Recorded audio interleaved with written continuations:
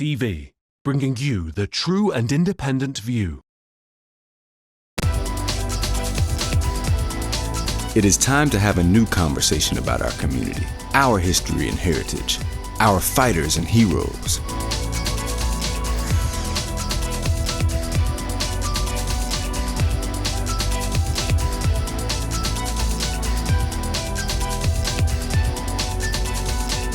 Time to highlight opportunities for growth within our community, home and abroad.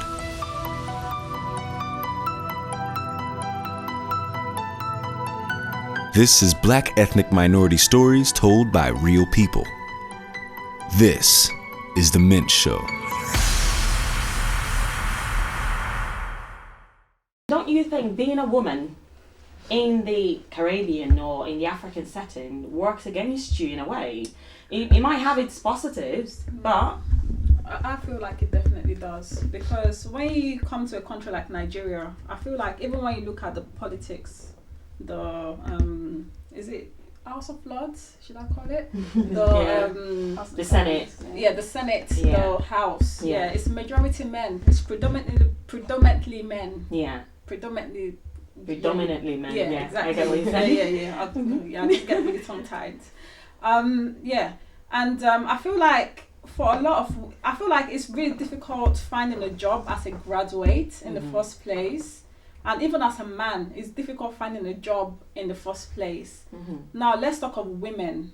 It is so difficult as a woman. And I'm talking about what I've seen my family members go through. And what I've seen a lot of people close to me go through. It's so difficult finding a job as a woman. You know, I've got family members who literally studied so hard at uni. They've got good degrees to their name, but they can't get a job because they're a woman. Right. They can't get. It's so difficult. That actually brings me to Kamala Harris, the new vice president to the president-elect in the US, Joe Biden. I was reading an article the other day, and oh my gosh, there was this comment that she slept her way through to the top. Right. So these things happen globally. As long as you're a woman, right, there is that perception. I mean, I'll give my experience. I was in Nigeria a month ago, and an uncle that I've not seen for a long time. We talk on the phone, but I've not seen him for a long time. And yeah, we happened to meet, and we sat and we were having a chat. Actually, he was driving me to the house to meet his family. And the first question he asked me was, how does your partner cope with you being a woman? Well, I'm not bad looking either, you know. With you being a woman and being out there doing what you do. And that took me aback a bit. And I was like, okay, on a normal day, I wouldn't use the word shit. I was like, I put my shit together. I go out there, I do my job. He knew before we got together that this is what I do. This is my job. I'm always out there. In my head, that was what I was thinking, right? When, after that conversation, and I got back to my hotel room, and I was talking to my partner, I was saying to him, I had this conversation, and he said to me, what you said to you might sound like you're talking about your job. But to him, you saying, you put your shit together, you go out there, you do what you need to do, you do your job. He might think you're saying, you go out there, you slip your way through, and because it's Nigeria, it's Africa, it depends. That's wrong. Because he understands, you know, he's a man, so he could already think what the guy might be thinking, you know. And that's the problem. Like, think about Absolutely. it. That is something that I'm definitely trying to instill in my boys, because as a mother, I think it's my responsibility to actually enlighten my boys on what women can be. Not what they should be or what society think they should be, what they can be. Yeah. This is the 21st century. You know, gone are the days when, you know, men believe women should stay at home and look after the kids, and no, that's gone. You know, we fight for equal rights, all these things. Is it not easier though to stay at home as a woman? If you stay at home, Why is right? Listen, The men are out there no. going through all the How- hassle, how is- and no one is gonna how is it tag you easier? with slipping your way through. How is it easier? Oh, God. When I have to Well, cook, you're just clean, lazy around. You know, you Oh. do nothing. So Laziness cooking, is- cleaning. I think that is washing, the worst ironing, thing ever. I couldn't think of anything worse than to be a stay-at-home mum. I'm Exactly. sorry. No I'm way. not saying there's anything wrong with it, but I honestly Nothing. could not. It's not me. It's Right. not me. Like I'm someone who likes to go out. I like to be doing things. Even if I had a rich husband, I don't mind if I have a Yep. business or something. Like I just don't get when people say, "Oh, but you can just laze around." Why? What is your goal in life? When you wake up, what motivates you? Like, okay, I don't have kids yet, so I don't know what that feels like. But to me, I want want to motivate. them. yeah, but then to me, it's like I want to wake up and be motivated. Your kids are gonna grow up. They're gonna get to 18. I know what it feels like because my mom is like at that age where she's like, you guys don't even care about me. Of course we love her, but like I don't. Your kids are gonna get to the age 18 and they're gonna do their own thing. So what's now driving you? Do you know what I mean? What's your aspiration? Do you have a life to live yourself? I don't know. That's not. What I think is that too many narratives needs to be changed. Too many, because the last time I was in Nigeria, I watched a movie. When I was in Nigeria, I watched 2 movies back to back, and the movies showed a man cheating on his wife, and then it was the man at the end of the movie. The movie concluded that it was the woman that had to come beg for the man's forgiveness. Why? Even though it was the man that cheated on his wife. And I was Right. so angry. I was telling my cousin, I was like, I can't believe this is actually what they're showing on TV. Like a woman is having to beg for a man's forgiveness for cheating. And imagine young girls watching this. They're going to think it's okay for a man to cheat on his wife too many Yeah, but times, if you for look a at man it- to be seen as a weak counterpart, or Yeah. a woman for a woman to be seen as worthless, that you're not worth Yeah, anything. but the thing is, if you look at the African culture or the Caribbean culture in general, in most cases, men are allowed to be with more than one woman, right? But the society frown at a woman being with more than one man. Yeah. So where is the equality in that? Anyways, that's another conversation. That's another conversation. It is time to have a new conversation about our community, our history and heritage, our fighters and heroes.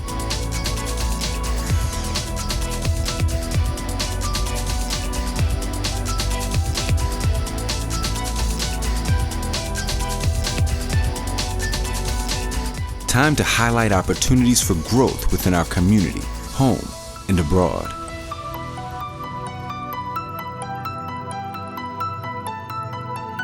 This is Black ethnic minority stories told by real people. This is The Mint Show.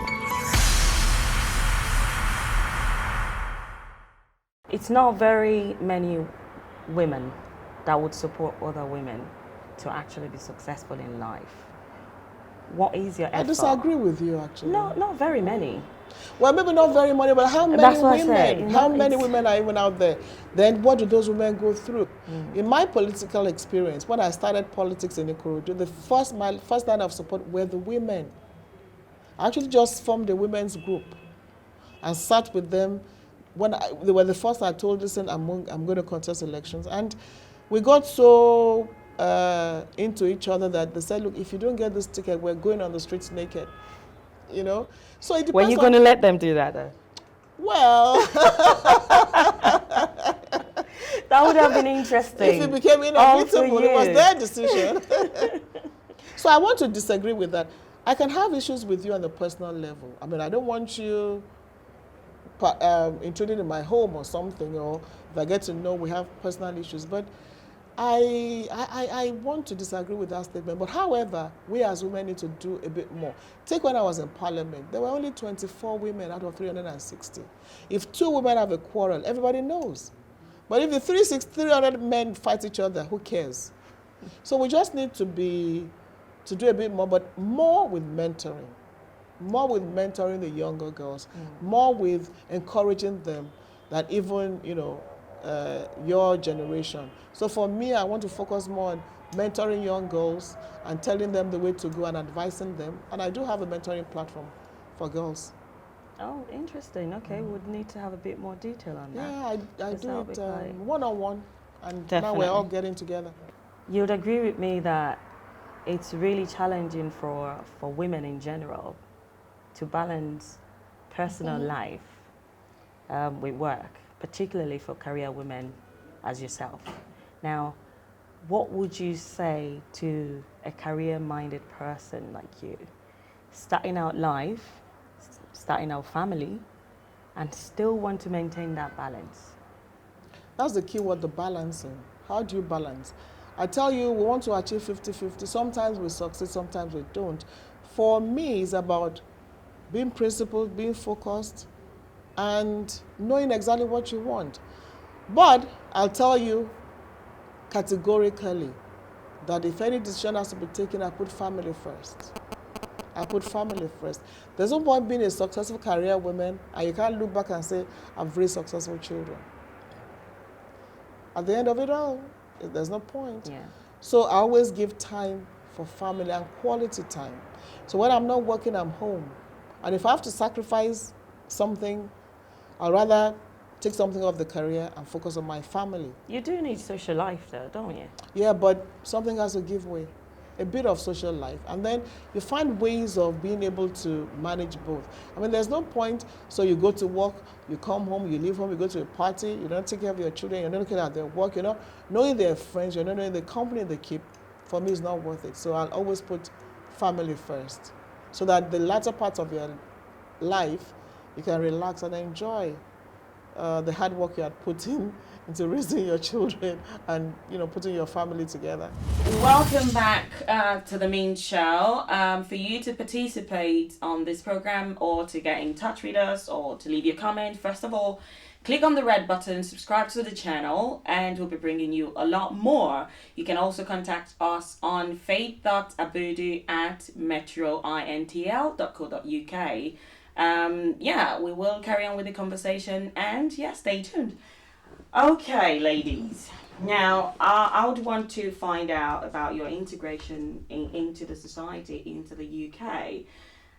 How's the journey been, Doyin? I mean, you were born here, but you go back and forth into Africa, into Nigeria. Yeah.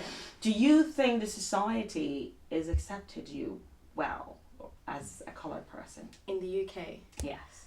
I think this is a really hard question Right. to ask. The reason why is because I've grown up in South East London, and South East London for me is very integrated with black people. I've grown up around people like me. Right. I haven't necessarily grown up in a space where, it's a bit harder. I would say the struggle does come when I went into the working world. So I work for a bank, and quite a big bank. And I would say, especially this year when it came into the whole Black Lives Matter movement and, the George Floyd issues, that's when I really started getting involved in that diversity and inclusion. And I actually realised that there's actually a really massive gap because I was shocked by the numbers of, people that are not, black people were not represented, basically. I was absolutely shocked because this was something I was quite oblivious to because of the fact that I've grown up in the UK. So to me, I've always said, it's equal opportunity. I don't care if you're white next to me and I'm black. I still feel like I've got an opportunity to get the job. But then I've looked at the fact that unfortunately sometimes there is a greater privilege and it comes from it's more deep rooted, and it comes from things like the fact that maybe your family may not have been able to give you certain privileges that maybe a white person may have been able to get. And like coming to your question, which was obviously, do I feel like I've integrated? Yeah. However, do I feel like I've been at a disadvantage because of my colour? Yes. However, again, because of the type of person I am, I believe that there's nothing that can stop me. Like, I'm very, very optimistic. So I believe if I put my mind to something, I don't care if I'm black, I don't care if I'm white, I don't care if I'm Asian, I don't care if I'm short, I'm tall, I don't care. If I put my mind to something, I should be able to do it. Yeah, but I would say that wouldn't, or that doesn't apply to everyone. Yeah, absolutely. Everyone's got different personalities, and you'll get the shy ones. You'll get people that are not as confident, and I think the fact that you've grown up in your fellow coloured environment. It sort of helped you, and living in London is not cheap. So what about for people that have actually lived outside London, right? What has the experience? Have you lived outside London all your life, Rushina? No. Right. No. So do you share the same view as Doyin then, or? Well, yes and no. Right. No, because as you said before, I came here when I was 17, so it was a little bit of a culture shock. It was a lot of culture shock. I didn't see colour or race then because I grew up in a school that there were so many different races, so that was something I was kind of used to. Okay.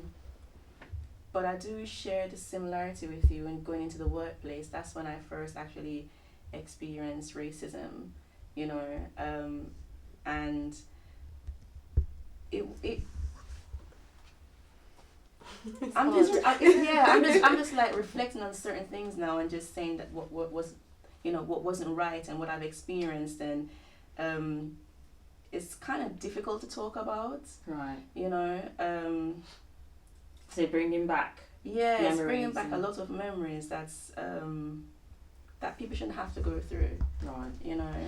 Okay, I'll let you catch your breath there before I come back to you again, because I think we're getting a bit emotional. So on your side, May, you moved here at the age of 12. Do you think the UK in general, the leaders, the society, do you think they're doing enough to recognise the coloured people, our efforts, our impact in the society?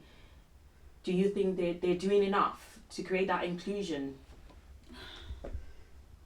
I think they're doing okay, but I don't think they're doing enough. Right. I feel like there could still be a lot of coloured people to represent people like us in the parliament, for example, or in workplaces, for example. I feel like they're doing okay because, funny enough, UK is actually amongst the European countries I've been to. UK is actually one of the most diverse countries I've been to, because I've been to worse countries. Oh God. But I think they're doing okay. Right. But I feel like there's a lot more that could happen. And funny enough, linking back to the topic that they just spoke about integrating into the society. Yeah. Personally, I feel like I didn't integrate well into society because I came from an African background. I came straight from Nigeria into the UK when I was 12. So I was somewhat grown, and I had a different accent. The way my mannerism, everything was just so different. And growing up, I went through a lot of racism at a young age. I went through a lot of racism. I went through a lot of discrimination, and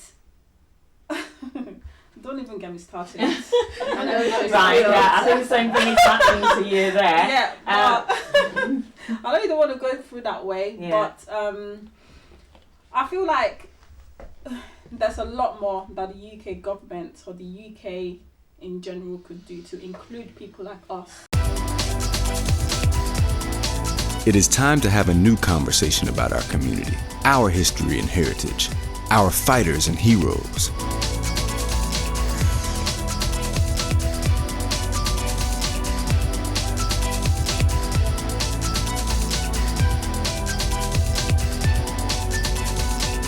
Time to highlight opportunities for growth within our community, home and abroad.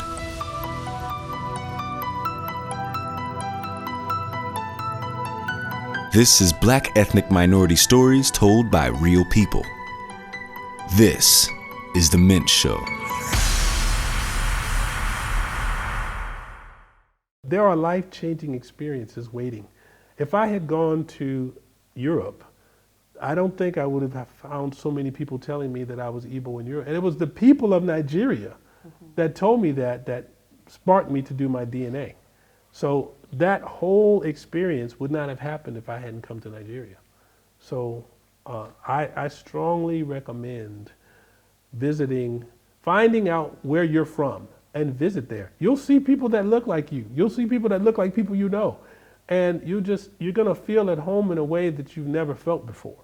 So there's so much that we're missing. And the culture, we don't, see the average African American, and I'm not blaming them for this, they don't think about the culture that has been stolen from them. If you remember in Roots when Kunta Kinte said, they said, what is your name? He said, Kunta. They would beat him until they said, no, your name is Toby. No, it's Kunta. They would beat him until they kept beating him until he said Toby. He didn't want to get beat anymore, so he said, my name is Toby, even though he knew his name was Kunta. Now imagine how many times that was repeated in history and the culture was taken away. But we don't even think. There's 200 million that are not even thinking about the culture that was taken from them. Our brothers and sisters from the Caribbean, they talk about with pride their Caribbean ancestry. But the original people of the Caribbean were wiped out. They are the descendants of Africans. It was an interesting interchange I had in a Caribbean restaurant. I said, well, what, because it said island, whatever. I said, well, what island? She said, Jamaica.